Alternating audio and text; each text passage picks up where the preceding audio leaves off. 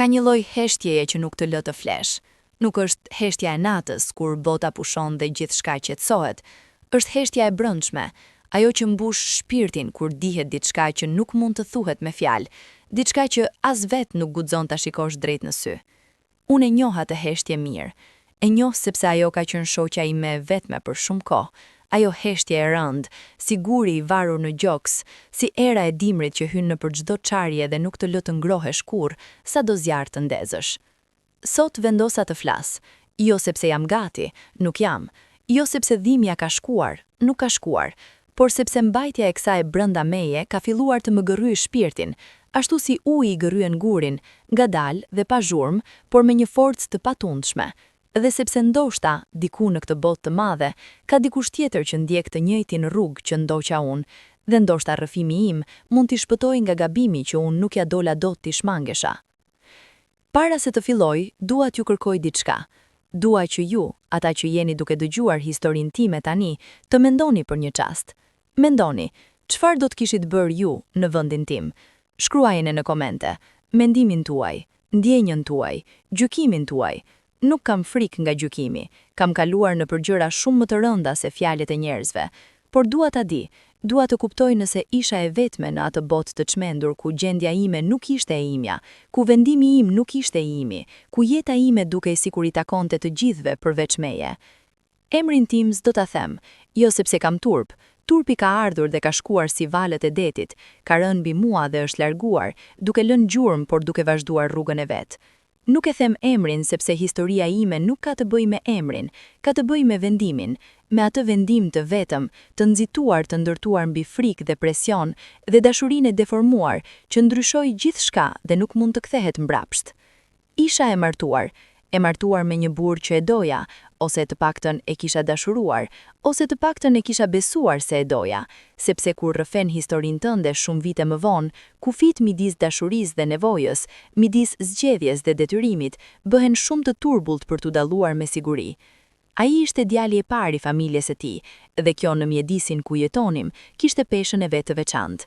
Jo thjesht si fakt, si fat, si premtim i heshtur që kishte lidhur dy familje para se me të lindnim, para se ne të kishim zë, para se ne të kishim mendim. Familja e tij kishte pritshmëri. Kjo është fjala e butë, fjala e drejtë do të ishte, kishte kërkesa, kishte rregulla, kishte rrjet të padukshëm vlerash dhe besimesh dhe zakonesh që mbulonte çdo gjë si perde, dhe nëse guxohej të drejtoje dorën drejt saj, nëse guxoje ta lëvizje vetëm pak, ja kuptoje fort peshën. Kur mbeta shtatzën herën e parë, gëzimi im ishte i sinqert. E mbaj mend shumë mirë atë mëngjes kur dola nga banja me dorën që dridhej pak dhe syt plot me diçka që nuk e kisha ndier kurrë, si plotësi, si kuptim, si se bota kishte marrë kuptim të ri pa bërë zhurmë. Mbajta testin në dorë dhe qëndrova e palëvizshme për disa minuta, duke dëgjuar zemrën time që rrahte me ritëm të ri. Ai gëzoi bashkë me mua. Atë natë, po, edhe ai ishte i lumtur. Edhe ai kishte atë shkëlqim të veçantë në sy që unë e kisha parë shumë rrallë tek ai, dhe më duk se jemi të njëjtin, se po ndajmë diçka të shenjtë midis nesh. Ishte ndoshta momenti i vetëm në ato muaj kur ndjeva se jemi vërtet dy njerëz bashk, jo dy role të vendosura njëra pranë tjetrës. Por gëzimi nuk mbeti i pastër shumë kohë. Mjaftoi një telefonat, ose ndoshta dy, ose ndoshta ishin biseda që i ndoqa pa i dëgjuar plotësisht, pse trupi im e di kur mendja nuk do të dëgjoj. Mësuam gjininë e foshnjës, ishte vajzë. Dhe bota ndryshoi. Jo e imja, por bota rreth meje. Nëna e tij u bë e ftohtë menjëherë, sikur dikush i kishte ndëruar diçka brenda. Babai i tij thoshte pak, por shikonte shumë, dhe shikimi i tij kishte gjuhën e vet, gjuhë pa fjalë, por me kuptim kristalor. Edhe disa kushërinjt, edhe disa fqinj, ata lloj njerëzish që gjithmonë janë aty kur ka lajme të familjes, si zogjt që mblidhen kur ka buk. Vajzë tjetër, sikur ishte diçka e gabuar, sikur natyra kishte bërë një lëshim, sikur unë kisha dërguar lajm të keq me qëllim. Burri im nuk tha asgjë menjëherë. Ai kishte aftësinë, apo ndoshta mërzinë, të heshte në momentet kur heshtja fliste shumë, por pas disa ditësh, pas bisedave të heshtura me familjen e tij, pas derkave ku unë isha fizikisht e pranishme, por mendërisht e larguar, pas gjumëve ku ndjeja trupin e tij pranë meje si në prani të huaj, ai foli. Fjalët e tij nuk ishin të ashpra, Kur fjalët e tij nuk ishin të ashpra drejt për drejti. Kjo ishte gjëja e veçantë tek ai, dhe ndoshta edhe gjëja më e rrezikshme. Ai fliste me zë të qetë, me logjik të ndërtuar me kujdes, me argumente që dukeshin racionale në sipërfaqe, por kishin brenda tyre diçka të ftohtë siguri. Tha se familja e tij kishte pritshmëri. Tha se ata kishin nevojë për djalë. Tha se kjo ishte hera e parë, se kishim kohë, se mund të mendonim. Tha, dhe kjo fjala e fundit, ajo mendonim, më rëndon edhe sot. Tha se mund të mendonim opsionet. Opsionet. Boshja ime e parë, me gjithë ëndrrën time atë natë me testin në dorë, me gjithë gëzimin e heshtur, me gjithë dashurinë që kisha ndjerë duke lulëzuar brenda meje, u kthye në opsion, u kthye në ekuacion, u kthye në problem që kishte zgjidhje. Unë nuk fola atë natë. Ndeshëm në heshtje ai dhe unë, në të njëjtin dhomë, por në botë krejt të ndryshme. Doja t'i thoja shumë gjëra, doja t'i thoja se çfarë ndjeja, doja t'i thoja se kjo ishte bija jon, doja t'i thoja se nuk mund të dëgjoja fjalën opsion në të njëjtën fjali me foshnjën time. Por fjalët nuk dilnin, mbylleshin diku në fund të grykës, si guri i ngecur dhe nuk guxonten të lëvizin. Kuptoja se isha në krahun e gabuar të një lufte ku asnjëherë nuk isha vendosur të hyja, dhe atë natë, duke shikuar tavanin e bardhë të dhomës son dhe duke dëgjuar frymëmarrjen e tij që bëhej gjithnjë më e qetë ndërsa ai flinte, unë fillova të kuptoj ç'mund të ndodhte. Jo si frikë abstrakte, si mundësi reale, si rrugë e hupur që dikush tjetër i kishte vizatuar për mua, pa pyetur nëse doja të ecja aty. Natët që pasuan ishin të gjata. Aq të gjata sa ndjeja kohën si peshë fizike mbi gjoks. Ngriheshim, hanim, flisnim për gjëra të vogla, punën, të motit, xhamllëku që duhet riparuar, derkën e të dielës, por në çdo fjalë të zakonshme kishte diçka tjetër, diçka e palëshuar, diçka e ngrirë midis nesh si ajër para stuhis, dhe unë kisha filluar të balancoja midis asaj që dija se ishte e drejtë dhe asaj që trupi im kishte mësuar të bëj kur presioni bëhej shumë. Mësuara të lëshoj. Kjo ishte mësimi i hershëm im, jo nga librat, jo nga shkolla, por nga jeta e hershme, nga rrethanat, nga familja ime vet. Mësuara se të lëshohesh nuk është dobësi, është mbijetesë. Mësuara se kur bota bëhet shumë e rëndë, bën pak hap mbrapa, qetësohesh dhe gjen rrugën e rezistencës më të vogël. Dhe tani, ajo mësimi i hershëm, ai refleksi mpreht i adaptimit, po aktivizoi vetiu, pa leje, pa qëllim. Nëna ime, e imja, jo e ti, kishte ardhur të më vizitonte disa ditë pas lajmit. E kishte kuptuar pa fjalë, siç e kuptojnë nënat gjërat, se diçka nuk ishte mirë. Kishim ndenjur bashk në kuzhinë dhe kishte bërë kafe, dhe unë i kisha treguar, jo gjithçka, por mjaftueshëm. Kishte dëgjuar me qetësi, pa ndërprer, dhe pastaj kishte heshtur gjatë, dhe pastaj kishte thënë diçka që e mbaj edhe sot si shpata e dy fisht. Bija ime, kur mos bësh diçka që do të bras shpirtin tënd për të mbajtur lumturinë e njerëzve që nesër s'do të kujdesen për ty.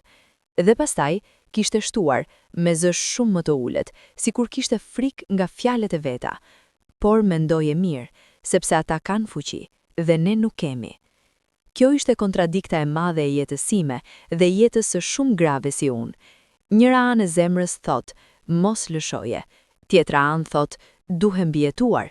Dhe midis këtyre dy zërave, shpesh humbte zëri i tretë, ai i foshnjës që s'kishte lindur akoma, ai zë i heshtur dhe i pafajshëm që nuk kishte mundësi të fliste, por ishte aq real sa gjaku im. Muajt e parë të shtatzanisë kalonin, trupi im bënte punën e tij magjike, qelizat ndaheshin dhe shumoheshin dhe krijonin jetë brenda meje, dhe unë isha në mes të kësaj mrekullie dhe ende nuk kisha gjetur fuqinë ta ruaja. Sëmundja e mëngjesit kishte ardhur e fortë, ngjiteshim duke gëlltitur ajrin, duke mbajtur barkun, duke luftuar kundër valëve të papritura të vjellës. Por edhe ajo sëmundje e mëngjesit, edhe ajo mundim fizik, kishte brenda diçka të ngrohtë, ishte shenjë jete, ishte provë se kishte diçka brenda meje që po ritej dhe luftonte për të qenë. Dhe unë e doja, pavarësisht gjithçkaje, e doja, bijën time. Atë që ende nuk kishte emër, por kishte tashmë vend në zemrën time, vend që kisha lënë hapur, pa ditur kur. Por dashuria nuk ishte e mjaftueshme. Nuk ishte e mjaftueshme kundër presionit, nuk ishte e mjaftueshme kundër fjalëve të heshtura por të qarta të vjerrit tëm. Nuk ishte e mjaftueshme kundër lotëve të vjerës, ata lote të kujdesshëm, të llogaritur, që binin në momentet e duhura dhe linin gjurmë të duhura. Nuk ishte e mjaftueshme kundër largësinë graduale të burrit tëm, atë largësi të butë, të ngadalt, si tide që tërhiqet pa u dëgjuar. Dhe nuk ishte e mjaftueshme kundër frikës sime. Frika, kjo ishte armiku i vërtet, jo ata. Ata ishin presioni i jashtëm, real, i dhimbshëm, i padrejt, por frika ime ishte armiku i brendshëm. Frika e humbjes së tij, humbjes së familjes, së asaj jete të ndërtuar me kujdes dhe kosto. Frika e mbetjes vetëm me fëmijë në botë, së asaj lloj vetmie që si grua e re e ndjeje si mur pa dere. Frika se do të dështoja, se do t'isha ajo grua që shkaktoi probleme, se do t'kisha mbi supet e mia fajin për gjithçka. Tani, duke rrëfyer këtë, kuptoj sa toksike ishte ajo frikë, sa e ndërtuar ishte mbi besime të gabuara, mbi mite shoqërore, mbi konstrukte të krijuara pikërisht për t'i mbajtur njerëzit si unë në vend. Por atëherë, ajo frikë ishte shumë reale. Aq reale sa ndihej në lëkurë, në frymarrje, në mënyrën si ngriheshim çdo mëngjes. Isha duke u zhdukur ngadalë dhe as nuk e kuptoja plotësisht. Ka ditë që nuk i harron kurrë, jo sepse janë të veçanta nga jashtë, ndonjëherë janë ditë të zakonshme, me mëngjes të zakonshëm dhe shqetësime të zakonshme. Por diçka brenda tyre është e ndryshme, diçka ka ndryshuar dhe ndjen dhe e di se pas asaj dite, gjithçka do t'jetë ndryshe, edhe pse nuk di saktësisht si. Ajo ishte një ditë e tillë. Kisha shkuar me vjerrën time tek një vizitë, duke je zakonshme, thjesht shoqëruese, siç bëhet zakonisht. Por gjatë rrugës, ajo filloi të fliste. Filloi mi gjëra periferike, si kishin ecur punët, çfarë kishte ndodhur me fqinjët, ndonjë najm familjar. Por pastaj, me atë aftësinë e saj për të kthyer gjithë bisedën drejt vendit ku donte, erdhi te tema. Tha se e kishte parë jetën të gjatë, tha se dinte si ecin gjërat, tha se e kishte dashuruar bijën e saj të madhe ashtu, por se bijt ishin kolona e shtëpisë dhe bijat largoheshin. Tha se kjo ishte e vërteta e jetës, jo mrizoria, ishte logjika e familjes. Dhe pastaj tha diçka që u ngul brenda meje si gjilpëra. Bija ime, kur mos bësh diçka që do të vras shpirtin tënd për të mbajtur lumturinë e njerëzve që nesër s'do të kujdesen për ty. Dhe pastaj kishte shtuar, me zë shumë më të ulët, sikur kishte frikë nga fjalët e veta. Por mendoje mirë, sepse ata kanë fuqi dhe ne nuk kemi. Kjo ishte kontradikta e madhe e jetës sime dhe e jetës së shumë grave si unë. Njëra anë e zemrës thot, mos lëshoje, tjetra anë thot, duhem bijetuar, dhe midis këtyre dy zërave, shpesh humbte zëri i tretë, ai i foshnjës që s'kishte lindur akoma, ai zë i heshtur dhe i pafajshëm, që nuk kishte mundësi të fliste, por ishte aq real sa gjaku im. Muajt e parë të shtatzanis kalonin, trupi im bënte punën e tij magjike, që lizat ndaheshin dhe shumoheshin dhe krijonin jetë brenda meje. Dhe unë isha në mes të kësaj mrekullie dhe ende nuk kisha gjetur fuqinë ta ruaja. Sëmundja e mëngjesit kishte ardhur e fortë, ngjiteshim duke gëlltitur ajrin, duke mbajtur barkun, duke luftuar kundër valëve të papritura të vjellës. Por edhe ajo sëmundje e mëngjesit, edhe ajo mundim fizik, kishte brenda diçka të ngrohtë, ishte shenjë jete, ishte provë se kishte diçka brenda meje që po rritej dhe luftonte për të qenë. Dhe unë e doja, pavarësisht gjithçkaje, e doja, bijën time, atë që ende nuk kishte emër, por kishte tashmë vend në zemrën time, vend që kisha lënë hapur, pa ditur kur. Por dashuria nuk ishte e mjaftueshme. Nuk ishte e mjaftueshme kundër presionit, nuk ishte e mjaftueshme kundër fjalëve të heshtura por të qarta të vjerrit tëm. Nuk ishte e mjaftueshme kundër lotëve të vjerrës, ata lote të kujdesshëm, të llogaritur, që binin në momentet e duhura dhe linin gjurmë të duhura. Nuk ishte e mjaftueshme kundër largësinë graduale të burrit tëm, atë largësi të butë, të ngadalt, si tide që tërhiqet pa u dëgjuar. Dhe nuk ishte e mjaftueshme kundër frikës sime. Frika, kjo ishte armiku i vërtet, jo ata. Ata ishin presioni i jashtëm, real, i dhimbshëm, i padrejt, por frika ime ishte armiku i brendshëm. Frika e humbjes së tij, humbjes së familjes, se asaj jete të ndërtuar me kujdes dhe kosto. frika e mbetjes vetëm me fëmijë në botë, sa asaj lloj vetmie që si grua e re e ndjeje si mur pa dere. Frika se do të dështoja, se do të isha ajo grua që shkaktoi probleme, se do të kisha mbi supet e mia fajin për gjithçka. Tani, duke rrëfyer këtë, kuptoj sa toksike ishte ajo frikë, sa e ndërtuar ishte mbi besime të gabuara, mbi mite shoqërore, mbi konstrukte të krijuara pikërisht për t'i mbajtur njerëzit si unë në vend. Por atëherë, ajo frikë ishte shumë reale, aq reale sa ndihej në lëkurë, në frymëmarrje, në mënyrën si ngriheshim çdo mëngjes. Isha duke u zhdukur ngadalë dhe as nuk e kuptoja plotësisht. Ka ditë që nuk i haron kur, jo sepse janë të veçanta nga jashtë, ndonjëherë janë ditë të zakonshme, me mëngjes të zakonshëm dhe shqetësime të zakonshme, por diçka brenda tyre është e ndyshme, diçka ka ndryshuar dhe e ndjen dhe e di se pas asaj dite, gjithçka do të jetë ndryshe, edhe pse nuk di saktësisht si. Ajo ishte një ditë e tillë. Kisha shkuar me vjerën time tek një vizitë, duke je zakonshme, thjesht shoqëruese, siç bëhet zakonisht. Por gjatë rrugës, ajo filloi të fliste. Filloi me gjëra periferike, si i kishin ecur punët, çfarë kishte ndodhur me fqinjët, ndonjë lajm familjar. Por pastaj, me atë aftësinë e saj për të kthyer gjithë bisedën drejt vendit ku donte, erdhi te tema. Tha se e kishte parë jetën të gjatë, tha se dinte si ecin gjërat, tha se e kishte dashuruar bijën e saj të madhe ashtu, por se bijt ishin kolona e shtëpisë dhe bijat lërgoheshin. Tha se kjo ishte e vërteta e jetës, jo mrizoria, ishte logjika e familjes.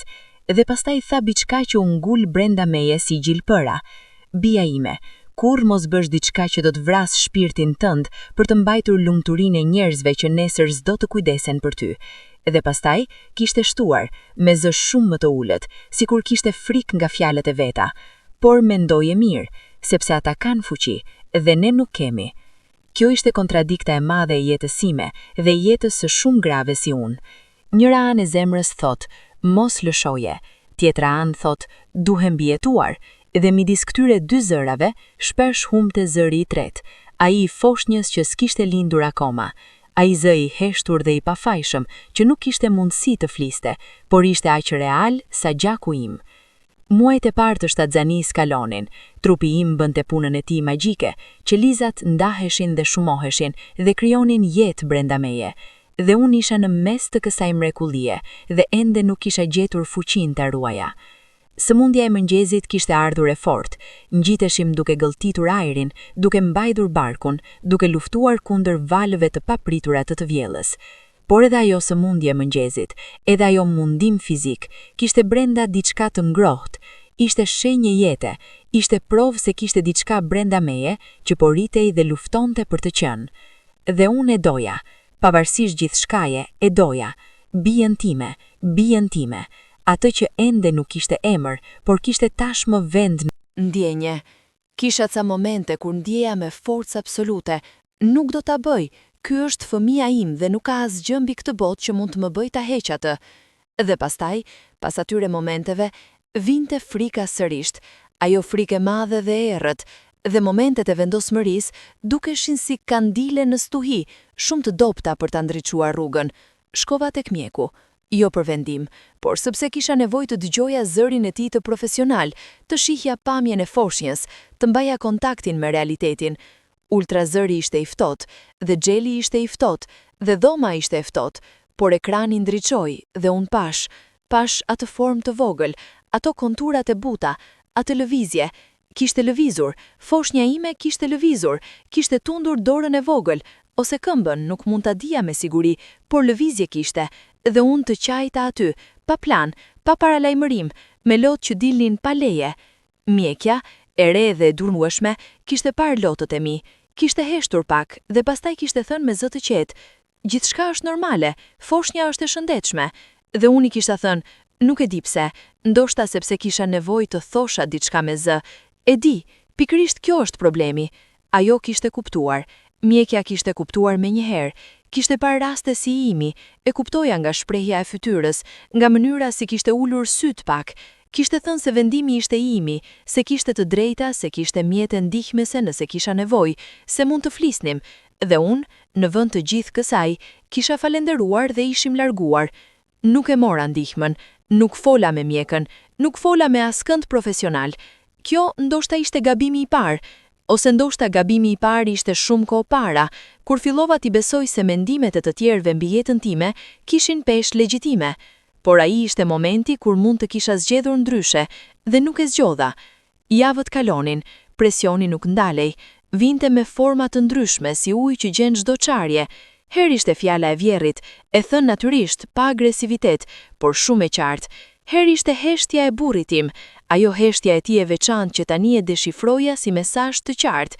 Herë ishin vizitat e të afërmit, me ato pyetje të tërthorta, me ato shikim që nuk zgjatej shumë por dinte saktësisht ku të qëndronte.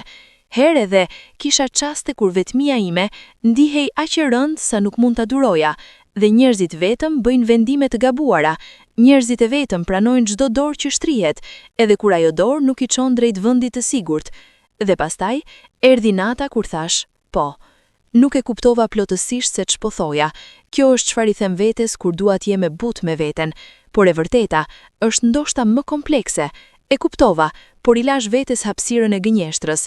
Lejova veten të besoj gënjeshtra ngëshëlluese që frika e madhe di të qëndrej. Ato gënjeshtra që nuk janë gënjeshtra të plota, thjesht shikim të kthyer nga e vërteta. Po, thash po, dhe nga ai moment, gjithçka që pasoi ishte si shpati i rrëshqitshëm. Njëri hap, pastaj tjetri, pastaj procedurat, pastaj njerëzit me uniforma të bardha, pastaj ftohtësia e dhomës, pastaj heshtja absolute brendshme që nuk kishte të bënte me ambientin, por me shpirtin. Nuk do të hyj në detajet fizike, jo sepse nuk i mbaj mend, i mbaj me saktësi tronditse, si fotografi të stampuara me ngjyrë të fortë në memorje, por jo sepse nuk meritojnë të tregohen, sepse për momentin ato detaje nuk janë thelbi i historisë. Thelbi është çfarë ndodhi brenda meje, çfarë u thye, çfarë humbi, çfarë mbeti. Kur dola nga ajo dhomë, isha fizikisht e njëjta lartësi, e njëjta fytyrë, e njëjta duar, por shpirti im ishte ndryshuar, jo gradualisht, jo ngadalë, ishte ndryshuar siç ndryshon qielli kur lëshon rrutheja, si thyerja e qelqit, e papritur dhe papërsëritshme. Burri im ishte jashtë, priste. Kur dola e pa fytyrën e tij dhe sfoli, e shtriu krahun dhe unë mblodha brenda tij, dhe qaja pa zhurmë, me ato lotë që nuk bëjnë tingull, por janë më të dhimbshmet, ato lotë që e di vetëm ti kur i qanë. Ai më mbajti, dhe unë lejova të mbahesha, dhe brenda atij momenti, aty ku duhet të ishte ngëshëllim, kishte diçka tjetër, kishte e para ndjesia e fajit, jo fajit ndaj vetes tani, fajit ndaj saj, ndaj bijesime të parë, ati krijese të vogël me formën e buta mbi ekranin e ftohtë, që kishte tundur dorën e vogël dhe kishte lëvizur, kishte aty, kishte jenë reale dhe e gjallë dhe imja, dhe unë nuk mund ta mbaroj atë fjali. Edhe sot, pas gjithë kohës, nuk mund ta mbaroj atë fjali, sepse ajo fjali ka fund, dhe fundi i saj është i padurueshëm. Dita e parë pas, ishte si të jetoje brenda ujit, gjithçka ishte e ngadalt, e rënd, me atë turbulltim specifik që ka bota kur trupi jeton, por shpirti ka humbur sinjalin. Ngrihesha nga shtrati, sepse trupi e di se duhet të ngrihet, jo sepse gjenin arsye. Haja sepse dikush e vendoste ushqimin aty, jo sepse ndjeja huri. Flisja, sepse dikush fliste me mua, jo sepse kisha fjalë. Familja e tij ishte e kënaqur, kjo është fjala e drejtë, e kënaqur. Vjera kishte treguar diçka si lehtësi, si kalim të barrës, si këthim i normalitetit në perspektivën e saj. Vjeri kishte tundur kokën me diçka si aprovim. Burri im kishte qenë i butë, me atë butësi specifike njerëzit si ai shfaqin kur janë mirënjohës, kur ndihen të lehtësuar se situata ka shkuar siç dëshironin, pa e nevojitur ta detyronin drejt e drejt. Asnjëherë s'më than faleminderit. Ky detaj, kjo mungesë, se kisha parashikuar, kisha pensuar se ndoshta, nëse e bëja, të paktën ata do të rrithte zemra pak, do të tregonin diçka njerëzore, por jo, ishte sikur ishte ndodhur diçka e nevojshme, si riparimi i çatis, si pagesa e faturës, e nevojshme, e pritshme, dhe tani të kaloja tutje. Të kaloja tutje, kjo është fraza që filloj të dëgjoja, jo gjithmonë me fjalë, por me xheste, me disponim, me mënyrën si ngrihemi mëngjesin tjetër me normalitet, me mënyrën si bota rreth meje vazhdonte sikur asgjë e jashtëzakonshme nuk ishte ndodhur. Dhe unë, brenda asaj normalitetit të imponuar, kisha diçka të çmendur brenda, diçka që nuk mund ta quaja me emër atëherë. Filloi si ndjenjë fizike, presion e gjoks. jo sëmundje, jo dhimbje konkrete, por si dorë e vendosur mbi gjoks ve shtyr, ngadalë dhe vazhdimisht. Pastaj vinte në formë mendimesh, mendime që nuk i kisha ftuar, mendime që shfaqeshin vetiu, si miq të padëshiruar që nuk kuptojnë sinjalin e largimit. Mendime për atë vajzë të vogël, se si do të kishte qenë, se si do ta kisha mbajtur, se si do të kishte gjumë, se si do të kishte qeshur herën e parë. Mendime absurde ndoshta, sepse ajo nuk ishte arritur atu. Por jeta ka mënyrën e saj çuditshme të ndërtimit të ardhmes paralele, dhe mendja ime kishte ndërtuar atë të ardhme paralele me detaje të dhimbshme dhe të hollë, si tapicerie që ndisur me kujdes të tepërt. Fillova të shmang pasqyrën. Nuk e kuptova menjëherë pse. Thjesht kisha filluar të marr rrugë tjetër nëpër shtëpi, të lahesha me sy të ulur, të visha pa parë reflektimin tim. Dhe pastaj një ditë, unë dala dhe e kuptova. Nuk doja ta shihja fytyrën time, nuk sepse kisha ndryshuar fizikisht, por sepse sytë e mi dinin, sytë e mi mbanin të shkruar gjithçka, dhe unë nuk kisha guxim ta lexoja. Burri im nuk e vuri re, ose e vuri re dhe zgjodhi të mos pyeste, kur nuk e dija me siguri me të, kur nuk e dija në theheshtja e tij ishte pa dijeni apo zgjedhje e qëllimshme. Vazhdonim jetën tonë, shtëpia, puna, darkat, fundjavat, kishim profilet e jashtme të qiftit normal. Njerëzit nga jashtë ndoshta na shihnin dhe nuk kuptonin asgjë, sepse ne ishim të mirë në paraqitje. Të dy, ai nga natyra, unë nga mësimet e hershme. Por brenda shtëpisë, midis nesh, kishte filluar të rritej diçka. Jo konflikti, nuk kishte konflikte të hapura, nuk kishte zënga, nuk kishte fjalë të rënda. Kishte gjë tjetër, më delikate dhe ndoshta edhe më e rrezikshme. Kishte distancë. Ajo distancë e heshtur që rritet midis dy njerëzve kur diçka e madhe ndodh dhe asnjëri prej tyre nuk guxon ta shikojë drejt. Ne nuk flisnim për atë çfarë kishte ndodhur, nuk kishim fjalorin, ose nuk kishim vullnetin, ose ndoshta nuk kishim besimin se tjetri do ta dëgjonte me zemër të hapur. Pastaj erdhi shtatzania e dytë. Nuk e planifikuam, ose të paktën unë nuk e planifikova. Nuk isha në gjendje të planifikuja asgjë në atë periudhë, por erdhi, dhe herën e dytë gëzimi nuk kishte atë pastërti të parës. Herën e dytë ndjeja diçka komplekse, shpresë e përzier me ankth, lumturi e cunguar nga kujtesa, dashuri e dyshimt nga vetja. Doja ta doja pa kushte, doja ta ndjeja atë plotësi të parë, atë zjarr të pastër, por gjithçka kishte sipër vetes hijen e gjithçkaje. Dhe pastaj, edhe herën e dytë, gjinia. Vajzë, sërisht. Ky ishte momenti kur unë ndava shpirtin nga lëkura ime. Ky ishte momenti kur bëra diçka që deri sot nuk e fal veten dhe nuk e kuptoj plotësisht. Nuk sepse nuk kuptoj rrethanat, sepse i kuptoj shumë mirë, por sepse kuptimi i rrethanave nuk e mbulon plotësisht fajin. Herën e dytë kur mësuam gjinin, unë nuk pranova të kaloja javë. Nuk pranova të ndonjë nëpër dilema dhe net pa gjumë dhe presione të akumuluara. Brenda asaj periudhe të shkurtër, diçka brenda meje kishte dorëzuar, jo me zhurmë, jo me luftë, por me atë kapitullim të qetë të dikujt që ka rënë shumë herë dhe nuk ka fuqi të ngrihet sërish.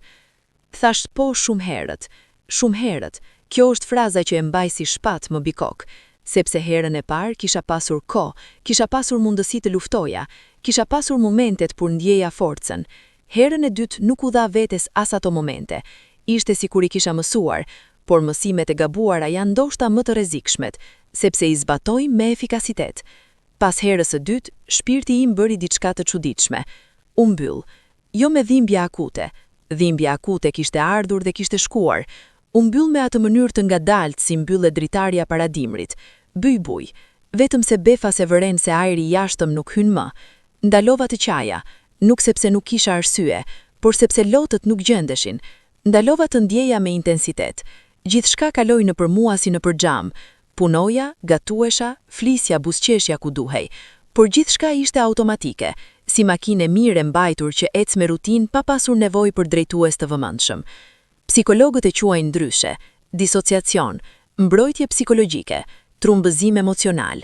Unë e quaja si e dija, shpëtim i rem, sepse nuk ishte shpëtim i vërtet, ishte shtyrje, ishte borxhi i brendshëm që po rritej me interes, dhe dita kur do të vinte fatura ishte e pashmangshme. Familja e tij ishte e lumtur. Kjo ishte ironia me të cilën flija çdo natë. Ata ishin të lumtur, kishin bërë gjithçka siç donin, kishim sakrifikuar gjithçka që kishim sakrifikuar, dhe ata ishin të lumtur dhe vazhdonin jetën e tyre të plot, dhe unë isha boshim brenda tyre si enë zbrazur me kujdes. Vjehra filloi të tregonte mirësi, atë lloj mirësie të ngrohtë që njerëzit tregojnë kur kanë marrë çfarë donin, kur janë të sigurt se bota ka rënë në vend. Sillej me mua si me dikë të familjes, jo si me dikë të pranuar me rezerva, por me atë praninë plot dhe ngrohtë. Kjo, paradoksalisht, ishte ndoshta gjëja më e vështirë. Nëse ajo kishte mbetur e ftohtë, nëse kishte vazhduar me distancën e saj, do të kisha diçka kundër së cilës të qëndrohesha, por ajo mirësia e saj, e vërtet, e sinqert sipas perspektivës së saj, mi merrte dhe atë mburoj. Pastaj erdhi shtatzania e tretë. Nuk e planifikuam, ose të paktën unë nuk e planifikova. Nuk isha në gjendje të planifikoja asgjë në atë periudhë, por erdhi. Dhe herën e dytë, gëzimi nuk kishte atë pastërti të parës. Herën e dytë, ndjeja diçka komplekse. Shpreh se përzier me ankth, lumturi e cunguar nga kujtesa, dashuri e dyshimt bavetja. Doja ta doja pa kushte, doja ta ndjeja atë plotësi të parë, atë zjarr të pastër, por gjithçka kishte si për vetes hijen e gjithçkaje. Dhe pastaj, edhe herën e dytë, gjinia. Vajzë, sërish. Ky ishte momenti kur unë ndava shpirtin nga lëkura ime. Ky ishte momenti kur bëra diçka që deri sot nuk e fal veten dhe nuk e kuptoj plotësisht. Nuk sepse nuk kuptoj rrethanat, sepse i kuptoj shumë mirë, por sepse kuptimi i rrethanave nuk e mbulon plotësisht fajin. Herën e dytë kur mësuam gjinin, unë nuk pranova të kaloja javë. Nuk pranova të ndënj nëpër dilema dhe net pa gjumë dhe presionet e akumuluara. Brenda asaj periudhe të shkurtër, diçka brenda meje kishte dorëzuar. Jo me zhurmë, jo me luftë, por me atë kapitullim të qetë të dikujt që ka rënë shumë herë dhe nuk ka fuqi të ngrihet sërish. Thash po shumë herët, kjo është fraza që e mbaj si shpat më bikok, sepse herën e parë kisha pasur kohë, kisha pasur mundësi të luftoja, kisha pasur momentet kur ndjeja forcën. Herën e dytë nuk u dha vetes as ato momente. Ishte sikur i kisha mësuar, por mësimet e gabuara janë ndoshta më të rrezikshmet, sepse i zbatojmë me efikasitet. Pas herës e dytë, shpirti im bëri diçka të çuditshme. U mbyll, jo me dhimbje akute. Dhimbja akute kishte ardhur dhe kishte shkuar. U mbyll me atë mënyrë të ngadalt si mbyllet dritarja para dimrit. Buj, vetëm se befa se vëren se ajri jashtëm nuk hyn më. Ndalova të qaja, nuk sepse nuk kisha arsye, por sepse lotët nuk gjendeshin. Ndalova të ndjeja me intensitet. Gjithçka kaloi nëpër mua si nëpër xham. Punoja, gatuesha, flisja buzëqeshja ku duhej, por gjithçka ishte automatike, si makinë mirë e mbajtur që ec me rutinë pa pasur nevojë për drejtues të vëmendshëm. Psikologët e quajnë ndryshe: disociacion, mbrojtje psikologjike, trumbëzim emocional. Unë e quaja si e dia, shpëtim i rem, sepse nuk ishte shpëtim i vërtet, ishte shtyrje. Ishte borxhi i brendshëm që po rritaj me interes, dhe dita kur do të vinte fatura ishte e pashmangshme. Familja e tij ishte e lumtur. Kjo ishte ironia me të cilën flija çdo natë. Ata ishin të lumtur, kishin bërë gjithçka siç donin, kishim sakrifikuar gjithçka që kishim sakrifikuar, dhe ata ishin të lumtur dhe vazhdonin jetën e tyre të plot, dhe unë isha boshim brenda tyre si enë zbrazur me kujdes. Vjehra filloi të tregonte mirësi. Atë lloj mirësie të ngrohtë që njerëzit tregojnë kur kanë marrë çfarë donin, kur janë të sigurt se bota ka rënë në vend. Sillej me mua si me dikë të familjes, jo si me dikë të pranuar me rezerva, por me atë praninë plot dhe ngrohtë. Kjo, paradoksalisht, ishte ndoshta gjëja më e vështirë. Nëse ajo kishte mbetur e ftohtë, nëse kishte vazhduar me distancën e saj, do të kishte diçka kundër së cilës të qëndrohesha, por ajo mirësia e saj, e vërtet, e sinqert sipas perspektivës së saj, mi merrte dhe atë mburoj. Pastaj erdhi shtatzania e tretë. Qava me lot të ngrohtë dhe të sinqert, qava me dashuri të vërtet, sepse e doja djali im pa hije, pa ndarje, me tërë zemrën. Por brenda asaj dashurie të pastër, kishte diçka tjetër, kishte dy heshtje, dy hapësira bosh pranë tij, dy motra që nuk ishin aty, dy prezenca të munguara, dy ëndra të harruara.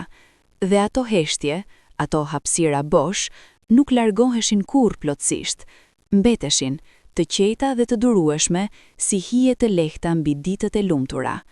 Kur bijt filloi të rritej, kur filloi të lëviz dhe të buzëqesh, dhe ta kuptoje botën rreth tij me ato sy të çuditshëm dhe të hapur, edhe atëherë, mes atij gëzimi, vinin momentet kur shihja dy vajza të vogla që luanin nëpër korridor, momentet kur dëgjoja zë të vogël duke thërriture "nën" dhe e dija se ishte biri im, por ndodhte sekonda e çuditshme kur numëronja 1, 2, 3 dhe pastaj rënja sërish, me peshë, në realitetin ku kishte vetëm 1.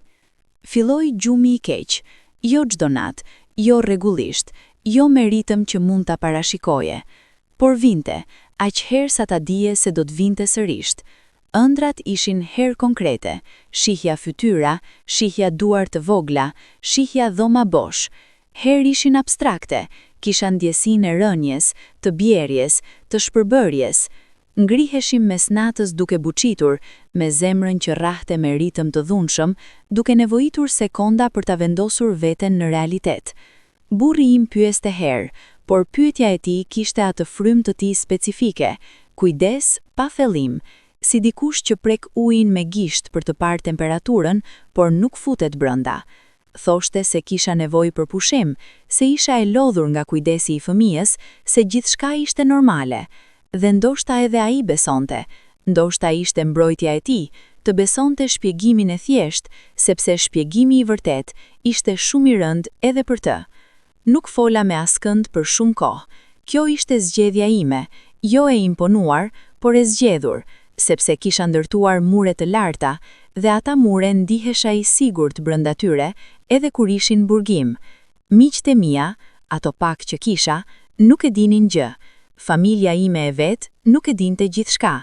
Jetoja brenda kësaj historie të vetme si brenda dhome me mure xhami, shihja botën jashtë, por nuk mund të kaloja. Kthesa erdhi befas, por si gjithë gjërat e rëndësishme, kishte shenja që i kisha anashkaluar. Biri im kishte arritur moshën kur fëmijët fillojnë të bëjnë pyetje, ato pyetje të thjeshta dhe brutale që vetëm fëmijët mund t'i bëjnë, sepse nuk kanë mësuar akoma diplomacinë dhe taktin shoqëror. Pyeti një ditë, natyrshëm, pa qëllim, pa kuptuar peshën e pyetjes, nëse kishte vëllezër apo motra. Kishte dëgjuar fëmijë të tjerë duke folur për vëllezrit dhe motrat e tyre, kishte kuptuar se ai koncept ekzistonte dhe po pyette thjesht. Unë ngrira, ndodhi ajo që i dodh trupit kur lajmi është shumë i papritur, gjithçka ngrin, frymëmarrja ndalon për sekond, koha bëhet e ngadalt. E shikova djalin tim, ata sy të tij me kureshti të pastëm, pas një dituri të gjithçkaje që kishte ndodhur para tij, para se ai të ekzistonte, dhe ndjeva diçka të thyerje fizike brenda gjoksit. I thash, nuk di si i thash, nuk e mbaj mend fjalët, por i thash diçka të qetë dhe të rrumbullakët, dhe ai u kënaq dhe shkoi të luante, dhe unë mbeta e ulur dhe ndjeva se bota kishte kthyer diçka mbi vete. Atë natë nuk fata as pak, qëndrova zgjuar dhe për herë të parë pas shumë kohësh nuk mundova ta shtyja mendimin, e lash të vinte, e lash historinë time të vinte me gjithë peshën e vet, me gjithë dhimbjen e vet, me gjithë fajin e vet, me gjithë kompleksitetin e vet. E lash të dy vajzat të vinin, në mendje, jo si ndjesi abstrakte faji, por si prezencë, si njerëz, siç do ta kujtuar vajzën e parë, si çfarë ngjyre syt mund të kishte pasur vajza e dytë, si çfarë zëri, çfarë qeshje. Ato pyetje pa përgjigje janë lloji më i rëndë të pyetjeve, sepse pyetjeve me përgjigje mund t'u gjinet rruga, mund të hulumtosh, të mendosh, të gjesh, por pyetjeve pa përgjigje duhet t'i ulesh pranë dhe të pranosh mungesën e përgjigjes, dhe ajo pranim është ndoshta gjëja më e vështirë që mund t'i bëjë një njeri. Mëngjesin tjetër shkova tek mjeku, jo ai mjeku, por mjekja e re, me rekomandim të dikujt. Hyra brenda dhe ndena, dhe për herë të parë, me zë të ulët, por të qartë, fillova të flas. Tregova, jo të gjitha një herësh, por mjaftueshëm. Tregova presionin, tregova vendimin, tregova herën e dytë, tregova gjumin e keq, dhe momentet e çuditshme, dhe vajzat e imagjinuara nëpër korridor. Mjekja dëgjoi me atë qetësi profesionale por njerëzore, pa ndërprerur, pa gjykuar, pa bërë fytyrë. Dhe kur mbarova, tha diçka të thjeshtë. Ke mbajtur shumë, është koha të marrësh ndihmë. Kaq, aq thjesht, dhe unë pas gjitha saj kohe, pas gjitha tyre mureve, pas gjitha saj heshtjeje, qava si i pari herë pas shumë kohësh, jo ato lot të heshtura dhe të ngrohura, por qaj si humje, si lëshimi diçkaje shumë të rënd nga duart lodhura. Fillova terapin, nuk ishte e lehtë, nuk është kur e lehtë, të zbulosh gjërat që ke fshehur me kujdes brenda, si kutia nën shtrat që e di se ekziston, por nuk guxon ta hapësh. Seancë pas seance, stres pas strese.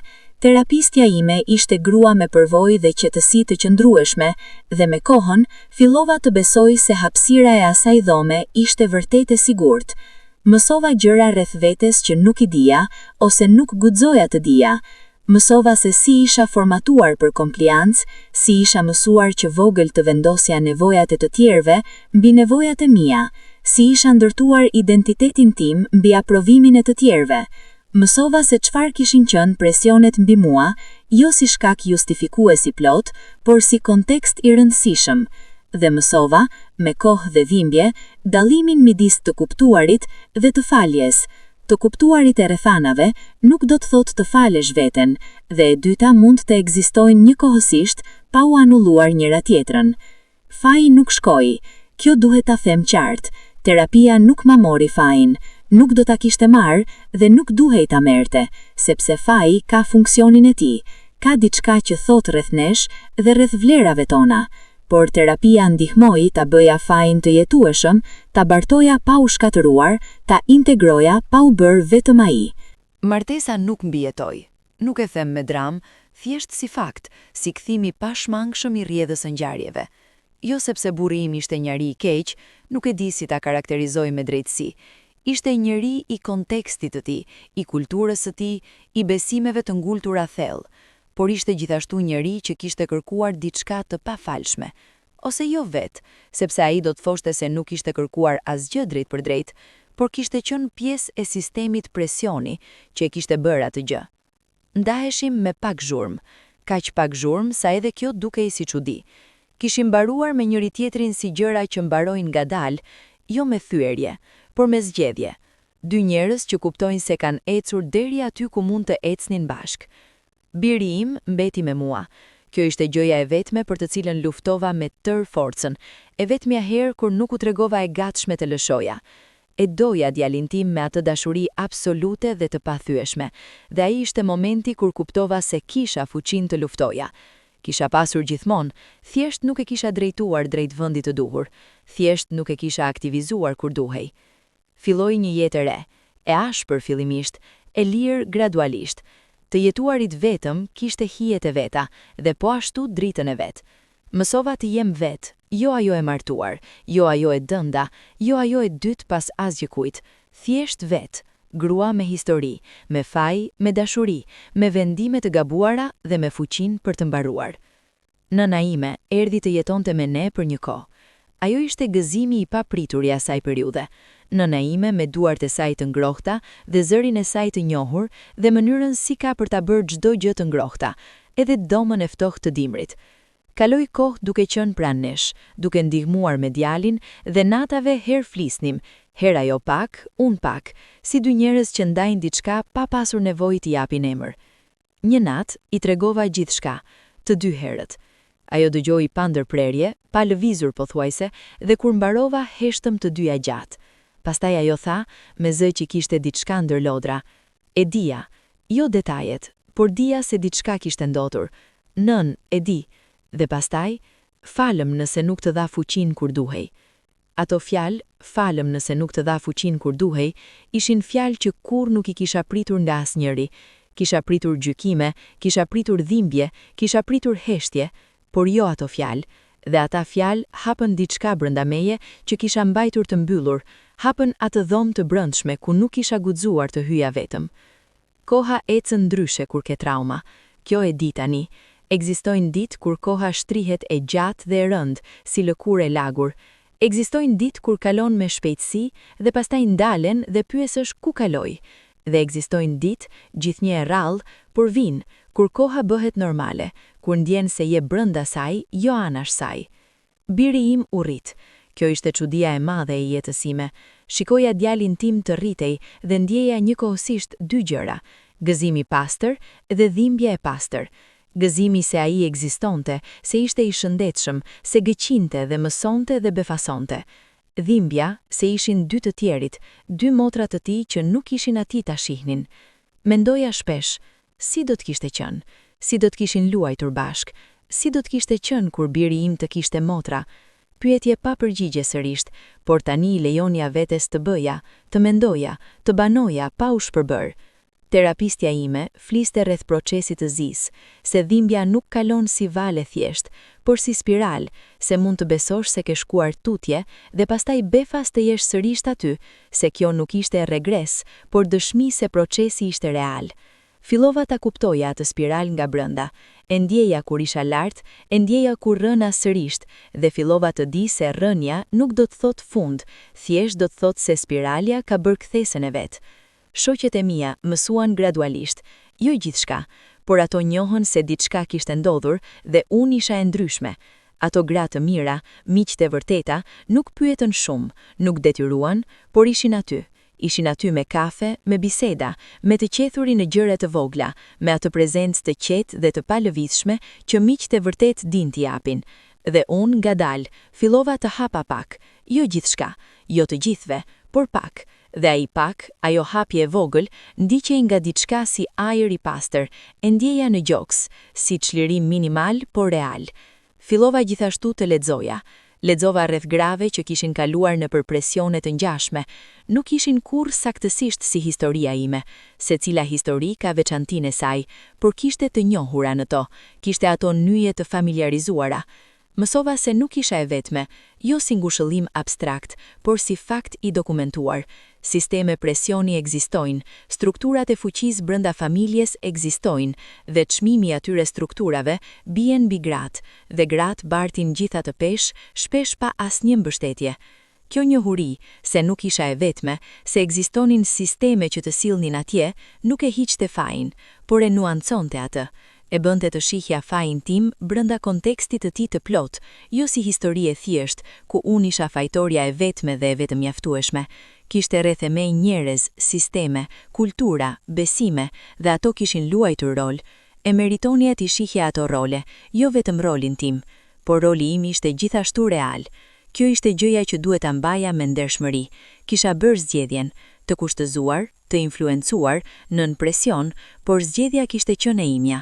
Askush nuk e kishte bërë për mua, dhe ajo pronësi, ajo pranim i pronësisë mbi vendimin, ishte paradoksalisht gjëja që më dha fuqinë e parë reale. Kaluan vite.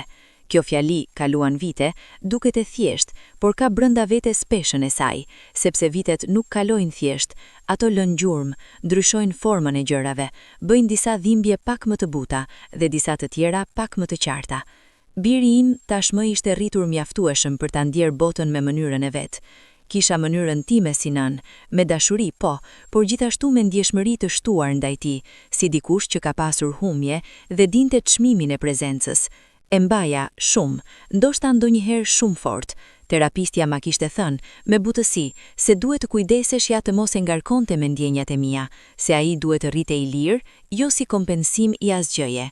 Kisha mësuar shumë nga terapia, por mësimi më i vështirë kishte qenë i fundit, se fëmijët nuk janë shpëtim.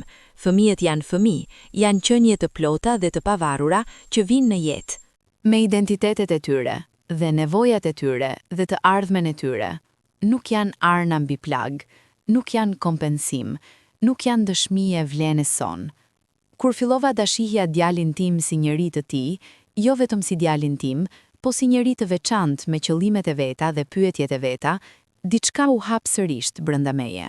Ato dy vajza, të dyja, kanë pasur vend në jetën time që atëherë, jo si dëshpërim, jo si mëdyshje, jo si plagë e hapur, por si pjesë e historisë sime, si njerëz që ekzistuan, edhe pse nuk arritën botën. Kam bërë gjëra të vogla dhe ndoshta naive, por të rëndësishme për mua. Kam mbjell 2 lule në balkonin e shtëpisë, të dyja me ngjyrë të veçantë, dhe ato lule kam ujitur çdo ditë. Është gjest simbolik. E di, nuk zgjedh fjalë të mëdha për të, por simbolet kanë fuqinë e vet, dhe ato 2 lule kanë qenë mënyra ime e thjeshtë për të thënë, e di, e mbaj mend, nuk keni qenë vetëm ëndra. Sot, tani, ndërsa po rrëfej këtë, jam gruaja tjetër nga ajo e dikurshme, jo ndryshe plotësisht, shumë gjëra mbeten të njëjta, e njëjta frikë bazë, e njëjta prirje për të lëshuar kur presioni bëhet i madh, e njëjta nevojë e hershme për aprovim.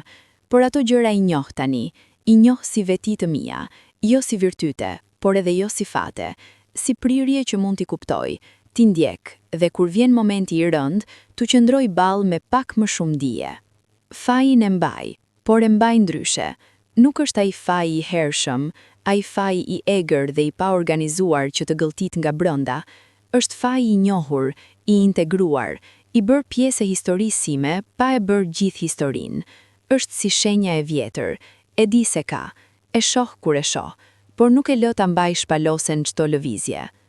Pendimi qëndron. Këtë do ta thosha me ndershmëri absolute. Pendohem, jo me atë pendim performativ që dikush tregon si dëshmi e karakter të mirë, por me atë pendim të vërtet, të brendshëm, aty ku nuk ekzistojnë shikues dhe nuk ka audiencë. Pendohem sepse di me siguri, se nëse do kisha pasur mbështetje tjetër, nëse do kisha pasur fuqi tjetër, nëse do kisha njohur veten tjetër atëherë, do kisha bërë ndryshe, do kisha luftuar, do kisha mbajtur. Por nuk kisha, dhe kjo ndershmëri, pranimi jo si justifikim, por si e vërtet, është gjëja e vetme që nuk mund t'ja marr askush. Kam flisur me gra të tjera, pak, me kujdes, vetëm kur ndjeja se hapësira ishte e sigurt. Ka gra si unë, me histori të ngjashme, me presione të ngjashme, me zgjedhje të ngjashme në rrethana të ngjashme. Jo një lloj, kur nuk është një lloj, por ka njohje, ka ato momente kur tregon diçka dhe tjetra ndon kokën para se ti të kesh mbaruar fjalin, sepse e di, sepse ka qenë aty ose pranë atij vendi. Ato momente njohje janë ndër gjërat më njerëzore që kam përjetuar. Ai kontakti heshtur midis dy historive të ndryshme që ndajnë të njëjtin dhimbje. Me disa prej tyre kemi folur rreth asaj pyetjeje të madhe, pyetjes se ka përgjigje të thjeshtë, si të dallosh presionin nga vullneti i lirë, kur rrethanat të formosin aq shumë sa nuk e di ku mbaron rrethana dhe ku fillon vetja. Kjo pyetje nuk ka përgjigje absolute, nuk ka formulë, por ka një piknisje. Kur vendimi bëhet nën frikë, nën presion, nën kërcënimin e humbjes, ai vendim nuk është vullneti plot i lirë, është vullneti ngushtuar, dhe ngushtimi i vullnetit ka autor, jo vetëm ti, por edhe ata që e ngushtuan. Kjo nuk do të thotë s'jam fajtor, do të thotë faji ka adresa të shumta, dhe shumë prej atyre adresave nuk mbajtën kurrë asgjë, kurrë nuk u nden përpara asnjë pasoje. Ekziston një gjë që nuk e kisha pritur, nuk e kisha parashikuar kurrë, dhe kjo ishte mënyra si fëmia i gjallë, biri im, filloi të bëhej pa dashni pasqyra e gjithçkaje. Kur ai qante, si çdo fëmijë normal, kishte momente kur ndjeja brenda meje diçka si dëshirë absolute, si instinkt i thellë, të mblidhja të gjithë botën dhe ta mbronte atë nga çdo dhimbje. Kjo ndjenjë, ajo ndjenjë fortë dhe fizike të mbrojtjes, ishte po ajo ndjenjë që do kisha pasur për vajzat e mia, po ato instinkte të njëjta. Dhe kur e ndjeja, kuptoja edhe një herë çfarë kisha mohuar, jo vetëm tyre, por edhe vetes. Kur qeshi herën e parë, qeshje e vërtet, e plot, e papritur, ajo qeshje fëmijësh që është ndoshta tingulli më i pastër në botë, kam qarë, jo me fytyrë të zhytur, jo me bujë, me lot të qetë, të heshtura, ndërsa i qeshte dhe nuk dinte pse joma kishte sy me ujë. E mbajtja dhe qaja bashkë me të, dhe brenda asaj qasti kishin të dyja, gjëzimi plot dhe hija e heshtur. Kur filloi të fliste, me ato fjalë të para të thyera, të pakompletuara, të çuditshme dhe të mrekullueshme, ishte ndër momentet kur mendoja, si do të kishte qenë zëri i tyre, çfarë fjale do të kishte thënë vajza e parë, vajza e dytë, do të kishte qenë e ngjashme, krejtësisht tjetër, kur nuk do ta dish, kur, dhe kjo kur, kjo fjale vogël dhe pa kufi, është ndoshta dhimbja më e qëndrueshme. Por kuptova gjithashtu diçka tjetër, diçka që terapistja kishte tentuar ta shpjegonte, por që unë e kuptova vetëm duke e ndier, se dhimbja dhe dashuria mund të bashkëjetojnë pa e anuluar njëra tjetrën. Mund ta doja birin tim me tërë hertën dhe po njëkohësisht të mbaja dhimbje për ato dy vajza, dhe asnjëra nga ato dy ndjenja nuk e bënte tjetrën falso ose të pamundur. Ishin të dyja reale, të dyja legjitime, të dyja pjesë e mia. Kjo bashkjetim, kjo aftësi e zemrës njerëzore për të mbajtur njëkohësisht gëzim dhe dhimbje, është ndoshta gjëja më njerëzore që di. Nuk zgjedhim midis tyre, i mbajmë të dyja, i bëjmë vend të dyjave dhe vazhdojmë. Një ditë, biri im më bëri pyetje tjetër. Ishte rritur mjaftueshëm të bënte pyetje më të thella, ato pyetje adoleshente që prekin disa herë pikërisht aty ku dhemb pa e ditur. Pyeti nëse do kisha dashur të kisha fëmijë të tjerë. Qëndrova e qetë, kisha mësuar të qëndroja jashtë e qetë, kur brenda gjithçka lëviz. Ju thash se jeta ndonjëherë nuk shkon siç mendon, se njerëzit bëjnë zgjedhje në rrethana të ndryshme, se e rëndësishme është të mësohen nga gjithçka. Ishte përgjigje e kujdesshme, e vërtet deri diku, por jo e plot, se si mund t'i tregoja gjithçka, si mund t'i thosha kishe dy motra, si mund t'i ngarkoja atë me historinë time, me fajin tim, me kompleksitetin tim. Por gjithashtu kuptova, me atë intuitën e vlaugët dhe sigurt që jeta të jep me kohë, se do t'i tregoja, jo tani, jo me fjalë që ai nuk ishte gati t'i mbante, por me kohën, kur të ishte rritur mjaftueshëm, kur të kisha fuqinë e duhur, kur të ishte momenti i duhur, do t'i tregoja. Jo si bar, por si histori, si pjesë e familjes tonë të vogël dhe të ndërlikshme, si e vërteta që ai kishte të drejtë ta dinte. Sepse gjërat e fshehura nuk zhduken, kjo e di shumë mirë. Gjërat e fshehura rriten nën sipërfaqe, marrin forma të ndryshme, shfaqen në mënyrë të papritura, dhe fëmijëve u bën mirë të vërteta. Jo të gjitha menjëherë, jo pa kujdes, por e vërteta e dhënë me dashuri dhe me kontekst është gjithmonë më e mirë se gënjeshtra e dhënë me qëllim mbrojtjeje. Ky, besoj do t'jetë akti i fundit i pendimit tim, jo si ndëshkimi vetes, por si korrigjim.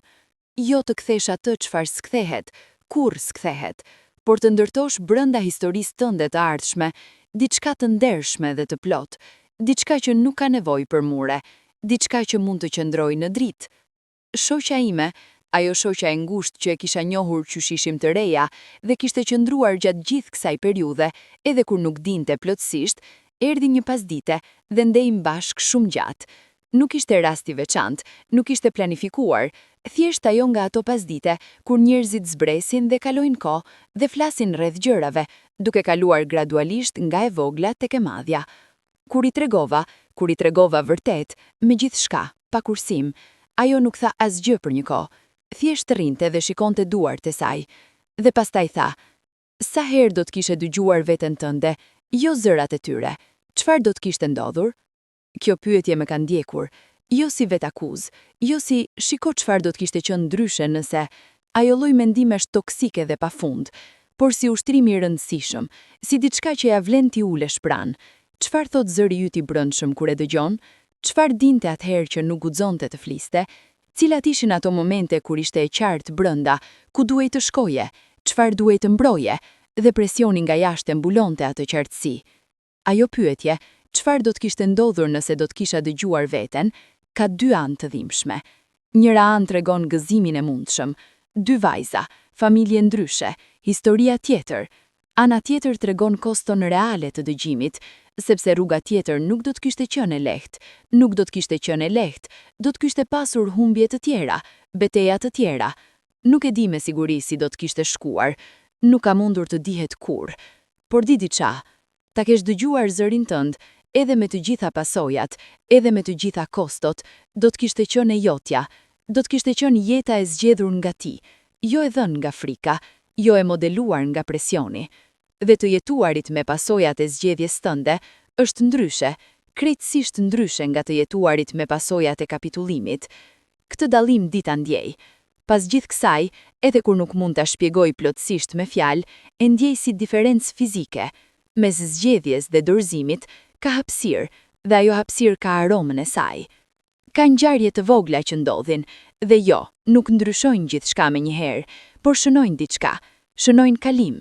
Një ditë isha duke shëtitur, me djalin tim, ishim duke ecur nëpër park, një nga ato ditët e ngrohta, kur bota duket si e pastruar.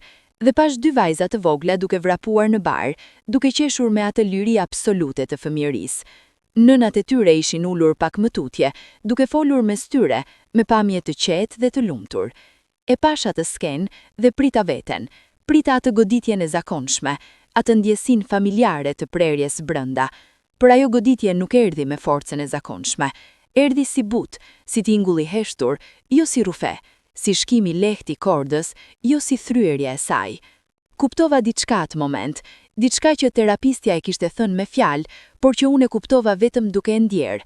Shija e dhimbjes kishte ndryshuar, jo se dhimbja kishte shkuar, por kishte ndryshuar temperaturën, kishte ndryshuar teksturën, kishte kaluar nga ajo dhimbja akute e re që të djeg, tek diçka tjetër, diçka si dhimbje e njohur, e pranuar, e integruar.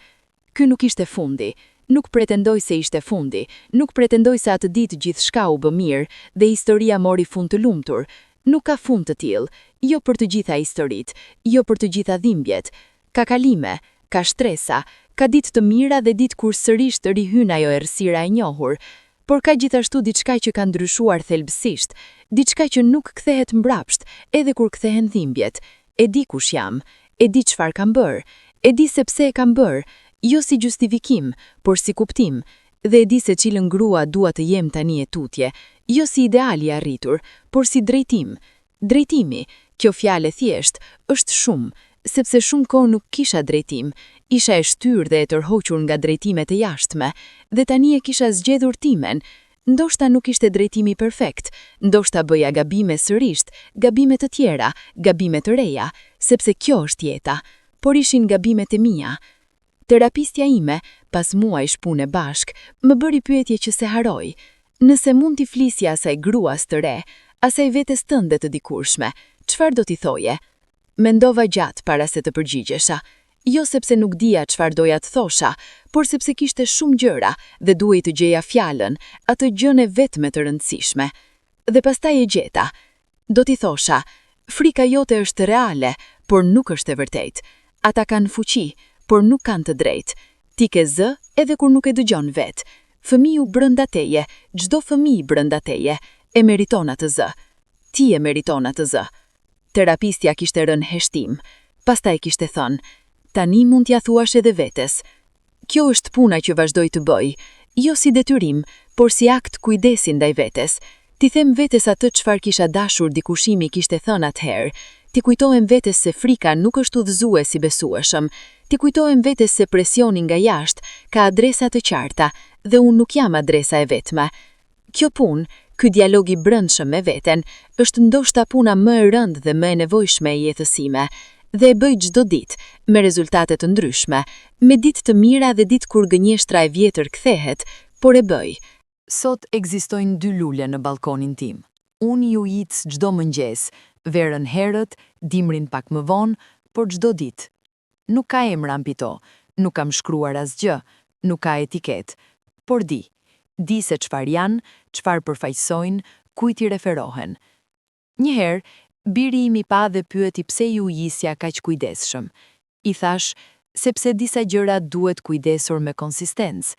Ai pranua atë përgjigje me atë naivitet fëmijëror dhe shkoi tutje. Por unë mbeta pak më gjatë, me ujitse në dorë, duke shikuar ato dy lule. Ka diçka shëruese në aktet e vogla të vazhdueshme. Ka diçka shëruese në të bërit të njëjtës gjë çdo ditë, si premtimi heshtur ndaj gjëve që nuk mund t'i kthesh, por nuk duan t'i harrosh.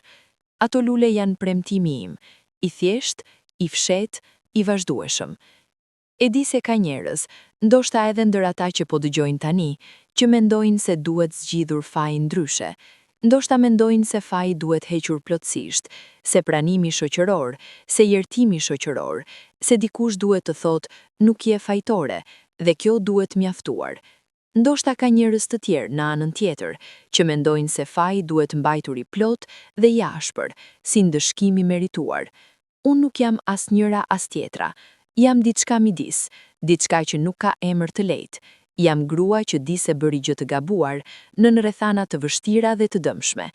Jam grua që ka mbaruar procesin e të kuptuarit, pa e mbaruar procesin e të falit vetes plotësisht, dhe ka pranuar se ndoshta falja e plotë e vetes nuk është qëllimi, ndoshta qëllimi është diçka tjetër, integrimi, kuptimi, jetimi me dinjitet edhe brenda historisë së dhimbshme. Dinjiteti. Ky fjalë nuk e kisha asociuar me veten për shumë kohë, por tani kuptoj se dinjiteti nuk është fundi i dhimbjes, nuk është mungesa e fajit, nuk është pastërtia absolute e historisë sate. Dinjiteti është mënyra si ecën brenda historisë tënde, mënyra si mbron të vërtetën edhe kur e vërteta dhemb, mënyra si mbetesh e ndershme ndaj vetes edhe kur do ishte shumë lehtë të gënjehesh. Kjo dita bëj tani, jo çdo ditë, jo me përsosmëri, por di rrugën drejt saj, dhe kjo di dallim. Ka diçka tjetër që dua ta tregoj, diçka që ndodhi relativisht vonë në këtë rrugtim dhe që kishte peshën e vet specifike. Takova, rastësisht, në rrethanat e çuditshme të jetës, gruan e re të burrit tim të ish. Nuk e kishte pritur, nuk e kisha pritur. Ishte njëra nga ato koincidenca që nuk i kërkon dhe nuk i planifikon. Ishte grua e mirë, e qartë, kisha kosa ta vlerësoja, edhe pse takimi kishte qenë i shkurtër. Kishte edhe ajo fëmijë, djalë, kisha dëgjuar. Nuk fola me të rreth asgjëje thelbësore. Ishte takim i shkurtër dhe i shoqërueshëm, me fjalë të zakonshme dhe buzëqeshje normale. Por duke u kthyer, kisha menduar, si ishte me të? Si ishte sistemi i presionit me të? Kishte pasur edhe ajo presion për djalë? Kishte kapitulluar ndryshe? Kishte luftuar ndryshe? Kishte zgjedhur ndryshe? Nuk e di, dhe nuk do ta di kurrë, por pyetjet vet kishin diçka të rëndësishme, sepse kuptoja se historia ime nuk mbyllej me mua, se sistemi që kishte vepruar mbi mua ekzistonte tani nëpër shtëpi të tjera, mbi gra të tjera, me forma ndoshta pak të ndryshme, por me logjik të njëjtë. Kjo ndjenja se isha jo rast unik, por simptom e diçkaje më të madhe, ishte njëkohësisht ngushëlluese dhe dëshpëruese. Ngushëlluese sepse hiqte peshën e singularitetit, nuk isha e çmendur, nuk isha e veçantë në kuptimin negativ, nuk isha historia e vetme absurde. Dëshpëruese sepse tregonte se sistemi vazhdon, se po ndodh, se ndukund tani ka grua tjetër në të njëjtin kryqëzim ku isha unë, dhe ndoshta ajo gjithashtu nuk ka mbështetjen e duhur, ndoshta ajo gjithashtu është e vetme brenda presionit të madh. Nuk mund ta ndryshoj botën, nuk mund t'i ndaloj sistemet që ndërtojnë ato presione, nuk mund t'i shpëtoj të gjitha gratë nga zgjedhjet e kushtëzuara, por mund ta tregoj historinë time, si sot, këtu, dhe ndoshta kjo tregim, ajo zë, bën diçka, ndoshta arrin dikë, ndoshta dikush, diku, e dëgjon dhe gjen diçka të saj brenda kësaj, dhe gjen kurajon të lëviz pak ndryshe. Nëse kjo ndodh, nëse vetëm një person dëgjon dhe ndryshon diçka, atëherë ky rrëfim kam kuptim edhe jashtë vetesime. Ekziston pyetja që ndoshta shumë po e bëjnë, a e fal veten? Kjo pyetje, kaq e thjeshtë në formë, kaq e ndërliqme në substancë. E kam shtruar vetes mijëra herë, në forma të ndryshme, me tonalitete të ndryshme, në momente të ndryshme, herë me dhimbje akute, herë me lodhje, herë me qetësi. Përgjigja sinqert, pjesërisht, jo plotësisht, ndoshta kurrë plotësisht, dhe kam pranuar se ndoshta plotësisht nuk është standardi i duhur, por pjesërisht po, kam falur veten tonë, frikën time, dobësinë time, atë kapitullim të saj të shpejt herën e dytë, ato net kur e lejova zërit të frikës të fliste shumë fort, kam falur atë grua të re, që nuk kishte mjetet, nuk kishte mbështetjen, nuk kishte mburojat e duhura. Nuk kam falur plotësisht vendimin, ose të themi saktësisht, nuk e neutralizoj vendimin si i falur dhe kaq. E mbaj pjesë aktive të historisime, si diçka që kërkon vazhdimisht qëndrim ndaj tij, jo si vetë flagjelim, por si qëndrim i ndershëm. Ka njerëz si do të thonin se kjo nuk është falja e vërtet, se falja e vërtet do të thoshte lëshimin e plot, heqjen e peshës, kalimin tutje pa kthim, por unë nuk besoj se kjo është falja njerëzore. Besoj se falja njerëzore është komplikuar, e pafërfundur, spirale, ashtu si çdo gjë tjetër njerëzore, dhe besoj se vendimi për të vazhduar të jetosh me dinjitet, edhe brenda historisë suaj të ndërliqshme, ky vendim është ndoshta forma e lartë e faljes. Vazhdoj të jetoj.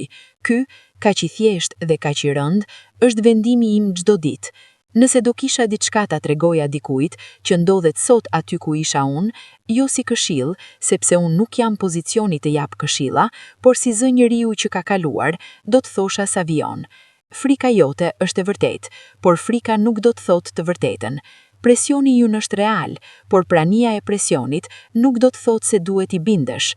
Njerëzit rreth teje mund ta duan, por dashuria e gabuar, dashuria me kushte dhe me kontrolle dhe me çmime, nuk është forma e lartë e dashurisë. Forma e lartë e dashurisë lë hapësirë, lë frym, nuk kërkon sakrifica nga trupi dhe shpirti yt si kusht për pranimin. Ti ke zë. Edhe kur nuk e dëgjon vet, edhe kur ai zë ngatmohet nga zërat e tjerë, ai zë ekziston. Ai zë është i yti, dhe ai zë di gjëra që nuk mund t'i dinë të tjerët, se nuk janë ti. Merr ndihmë nga profesionistët, nga njerëzit e besuar, nga burimet e disponueshme, jo si shenjë dobësie, por si akt i inteligjencës dhe i kujdesit ndaj vetes. Edhe nëse ke bërë tashmë zgjedhje nën pension, nëse ke kaluar në përdhimbje si e imja apo të ngjashme, di se nuk je e vetme, di se nuk je monster, di se historia jote është komplekse, dhe ka kontekst, dhe ka rrethana, dhe ka adresa të shumta faji. Di se mund të marrësh ndihmë edhe pas faktit, edhe shumë kohë pas, edhe kur ndihet shumë vonë, kur nuk është vonë për të filluar të kujdesesh për veten. Dhe di se dhimbja nuk do të thotë fund. Dhimbja, edhe ajo shumë e rëndë, edhe ajo që nuk duket se kalon, ka formë, ka cikël, ka ndryshim, nuk largohet plotësisht, por ndryshon, dhe ndryshimi, edhe i vogël, është fillim. Ndërsa po mbyll këtë rrëfim, njej diçka të çuditshme, diçka që nuk e kisha pritur kur fillova. Ndjej lehtësi, jo gëzim, lehtësi. Ajo ndjenjë specifike kur barra bëhet pak më e bardhshme, jo sepse ka ndryshuar pesha, por sepse e ke ndajtur me dikë tjetër. Rrëfimi ka këtë fuqi, fuqinë e ndarjes. Kur mban diçka të madhe dhe rënd vetëm brenda vetes, ajo ngrihet me kohë, merr dimensione, mbush çdo hapësirë. Kur e tregon, me kujdes, me sinqeritet, pa pretendime, ajo bëhet e radhitur jashtë teje, bëhet gjë e shikueshme, gjë me konture, dhe konturet, paradoksalisht, e bëjnë gjën më të bardhshme. Faleminderit që dëgjua deri këtu. Faleminderit se i dhat kohë historisë sime, një histori pa heronj, pa dashuri romantike të çmendur, pa finale triumfante. Historinë e gruas që kapi frikën e madhe, u ul nën peshën e saj, dhe pastaj, ngadalë, me shumë kthesa dhe rrëzime, filloi të qëndronte. Nuk e di nëse jeni gjykuar mua ndërsa dëgjonit, ndoshta disa po, ndoshta disa kanë ndjer dhimbje, ndoshta disa kanë ndjer njohje, një farë tingëllimi brendshëm, si zë i dëgjuar herë tjetër në rrethana të ndryshme. Çfarëdo që keni ndjer, ajo ndjenjë është e vlefshme. Nuk kërkoj mirëkuptim universal, kërkoj vetëm që historia e vrasht dhe njerëzore e grua si unë të dëgjohet si e vërtet, jo si histori didaktike, jo si leksion, por si dëshmi njerëzore e ndërliqshme.